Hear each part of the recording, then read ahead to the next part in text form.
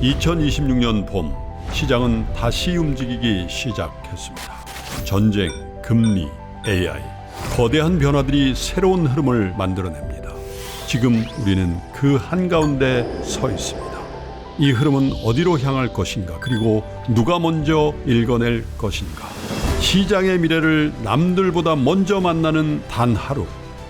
이선엽의 스윙당하지 않고 승리하는 필승 투자 전략, 박병창의 변동성장에서 수익을 내는 막강 포트폴리오, 여주사 빈센트가 제시하는 주도주 투자 전략, 김장렬의 AI 반도체 핵심 공략주, 장우준의 2분기 성공 투자 전략, 이권희의 지금 꼭 사야 될 주식 아이디어, 그리고 저 김프로의 마켓 인사이트와 친절한 해설까지.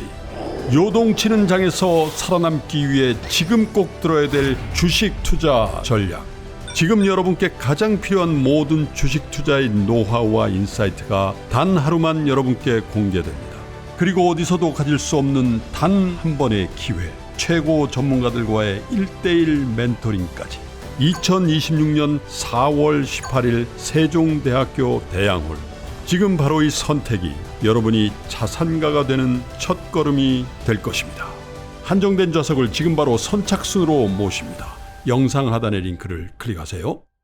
네, 더불어 빠르게 시작해 보겠습니다. 오늘은 송선재 애널리스트와 함께합니다. 어서 오세요. 어서 오세요.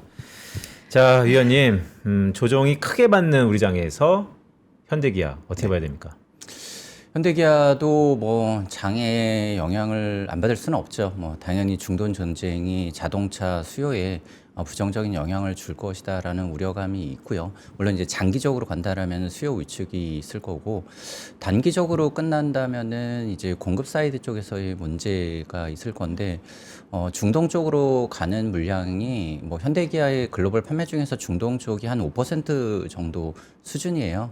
그래갖고 단기 종전이면은 현지에 한 재고가 2, 3개월 정도 있으니까 큰 손실은 없을 것으로 생각을 합니다. 다만 이제 아까 말씀드린 것처럼 장기로 간다면 수요 위축이 있고, 그다음에 또 홍해로 확전이 된다라고 한다면은 유럽 쪽으로 들어가는 이제 수출 물량이 좀 영향을 받을 수가 있습니다. 그래서 물량적인 측면에서는 단기냐 장기냐, 그리고 홍해가 이제 닫히느냐 요 여부가 중요할 것으로 생각을 하고 있고요. 네. 비용적인 측면에서 본다라면은 일단 뭐 당연히 물류 비용이 늘어나는 효과가 있습니다. 그리고 공급망에서도 좀 차질이 있을 수 있죠. 원재료도 이제 배를 타고 와야 되니까 당연히 그 문제가 있을 거고요.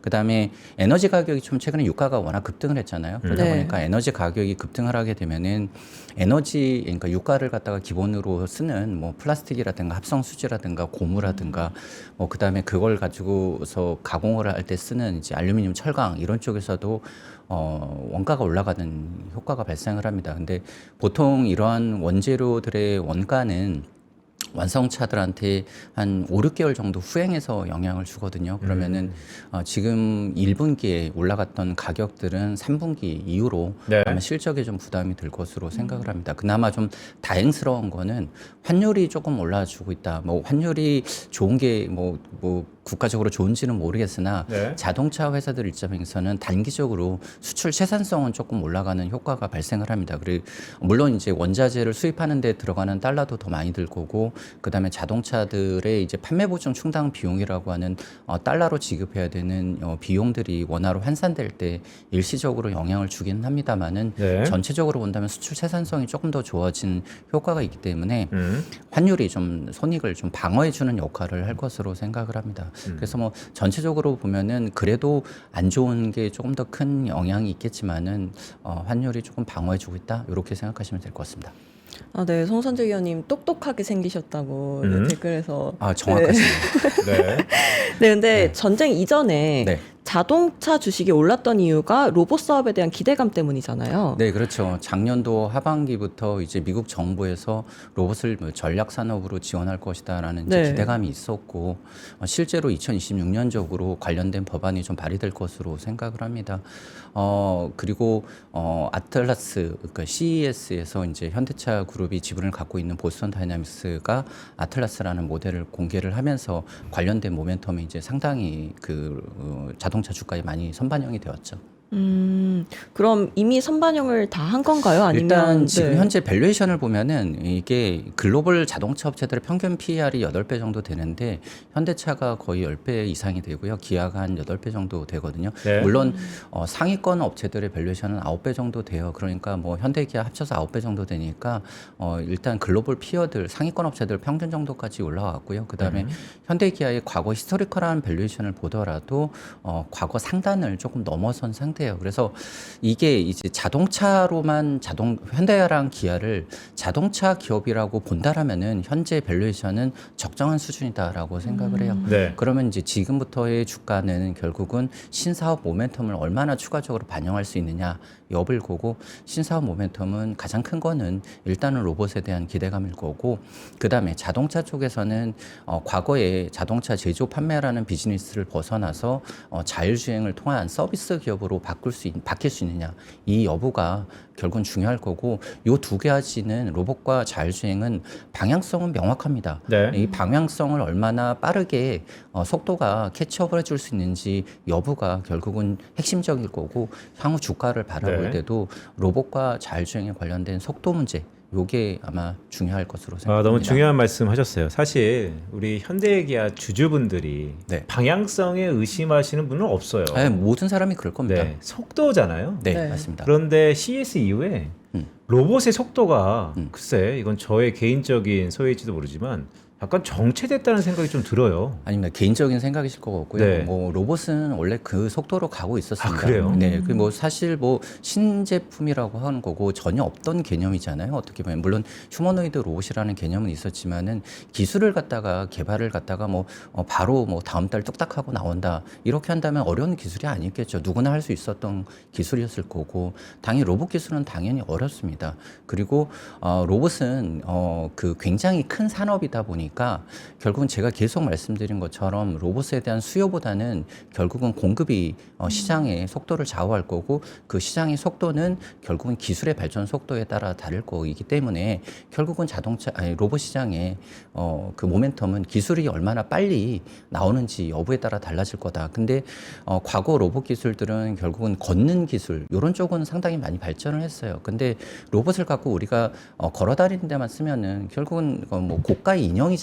네. 그러면은 결국 로봇을 갖다가 쓰는 거는 24시간 일을 시키려고 하는 목적이고 24시간 일을 시키려는 목적에서 본다면 배터리 기술도 발전해야 될 거고 그다음에 가장 중요한 거는 손을 가지고 조작할 수 있는 조작 기능이 발전을 해야 된단 말이죠. 네. 그리고 인간의 말을 알아들을 수 있어야 되니까 AI 기술이 발전을 해야 될 거고 AI나 이런 쪽은 많이 발전하고 있습니다. 근데 지금 현재 가장 크게 문제가 되는 거는 정밀한 손 조작 기술이거든요. 이 부분에 대해서의 기술 발전 속도가 결국은 로봇 산업의 향후 미래를 좌우할 것이다라고 생각합니다. 얼마 전에 영상에서 그걸 봤어요. 막 집안일을 하는 로봇이 네, 피규어. 네, 네. 그렇죠. 근데 아직도 약간 좀 완전히 인간 같진 않잖아요. 네. 네, 그렇습니다.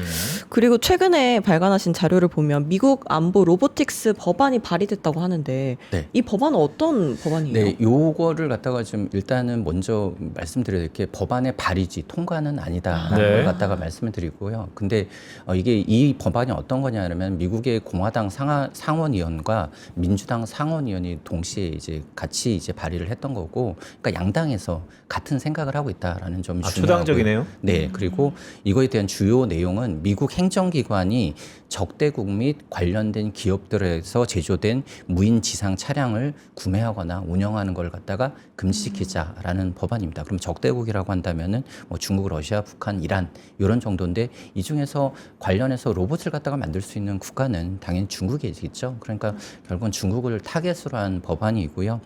이거가 뭐 아까 말씀드린 것처럼 통과는 아니기 때문에 실질적으로 통과하고 발효가 되려면 시간은 꽤 걸릴 겁니다. 그렇지만은 저희가 이걸 주목하는 이유가 관련 규제가 계속 지속될 것이다라는 것을 시사하고 있어요. 실제로 하원 쪽에서도 관련돼서 법안을 갖다가 준비하고 있는 것으로 알려져 있고요. 네. 이게 어떤 의미가 있냐면은 결국 로봇은 국가별로 전략 산업이라는 거거든요. 로봇은 일상생활에서 도움을 주는 기계이기도 하지만은 사실 전쟁 무기로도 쓸 수 있습니다. 네. 그러다 보니까 미국과 중국 쪽에서 서로의 밸류체인은 기본적으로 가져갈 수밖에 없고 양국의 밸류체인이 서로 공유되기는 좀 어려운 구조가 아닐까라고 생각을 합니다. 그렇다면은 네. 미국 쪽에서 밸류체인을 갖다가 발전시켜 나갈 때 한국의 부품 회사들, 특히 이제 기계 기술과 이동성에 대한 기술력이 뛰어나고 그 다음에 생산 밸류체인 쪽에서 이미 어느 정도 구축되어 있는 한국 로봇 부품 회사들, 자동차 부품 회사들 쪽에 기회가 계속될 수 있다라는 것을 갖다가 시사한다라고 보고 있습니다.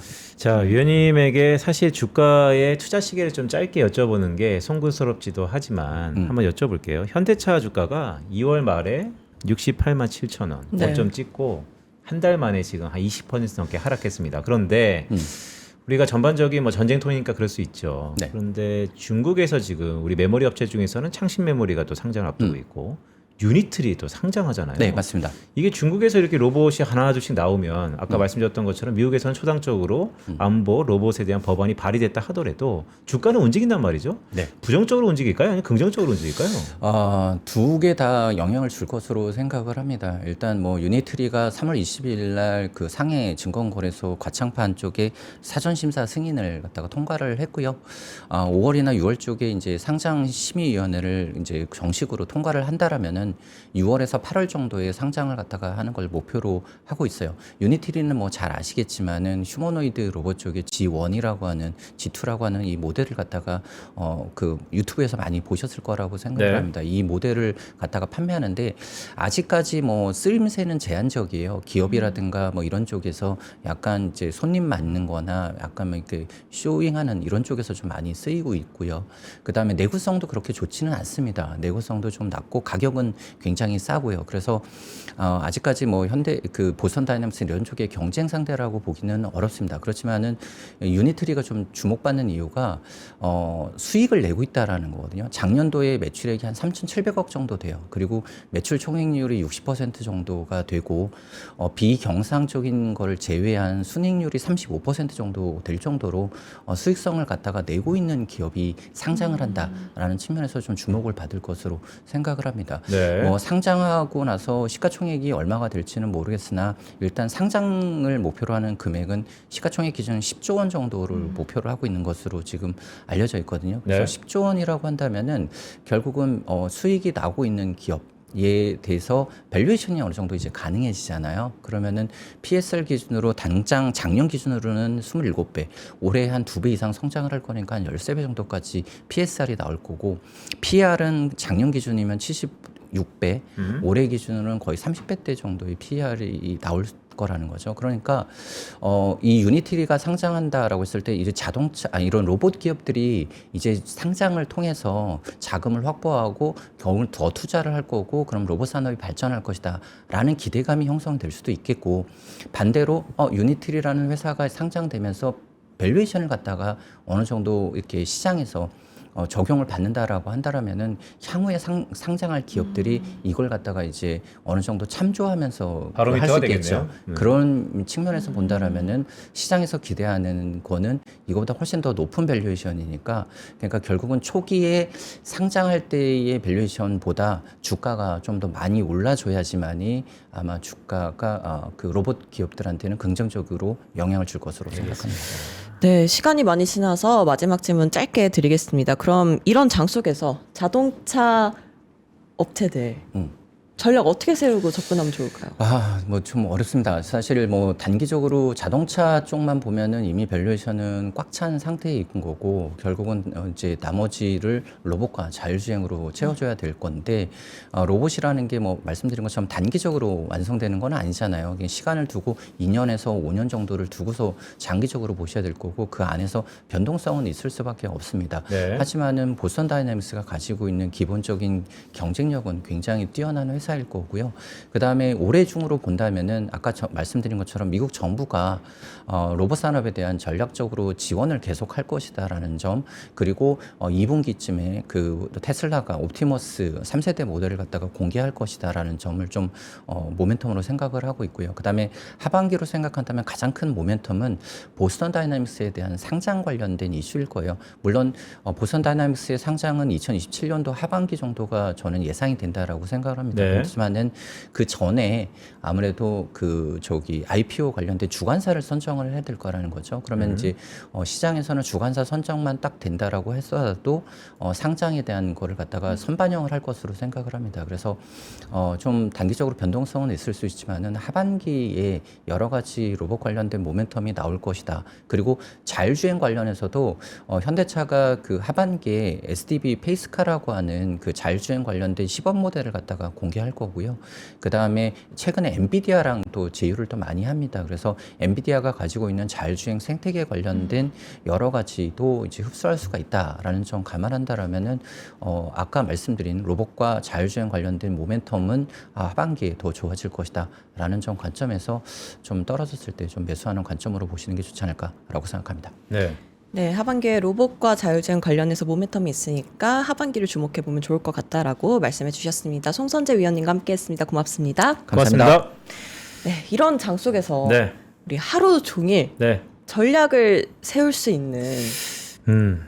네, 방법을 알려주는 세미나가 네, 네. 있다고 하죠. 올데이 세미나라고. 그렇죠. 저희가 오늘이 얼리버드 마지막 날입니다. 사실 이렇게 주식시장이 업앤다운이 심하다 보니까 저는 개인적으로 한번 시청자분들 하나하나 한번 만나보면서 어떤 고충이 있는지 또 어떠한 상황이 있는지를 들어보는 것도 나름대로 뷰를 내는데 되게 도움이 될 것 같고, 또한 시청자분들도 저 말고 뭐 이선엽 대표, 박병창 이사 수많은 네, 전문가들이 앞쪽에 있으니까 네, 라인업이 쫙 네. 나와 있습니다. 화려한 이분들이 라인업. 또 개인적으로 보면 또 엄청 또 친근하게 네. 말씀을 잘 해주시잖아요. 4월 18일. 자, 얼리버드 오늘 마지막이니까요. 다들 네. 오셔갖고 좋은 추억 쌓으면 좋을 것 같습니다. 네, 저희는 내일 다시 찾아뵙겠습니다. 고맙습니다. 고맙습니다.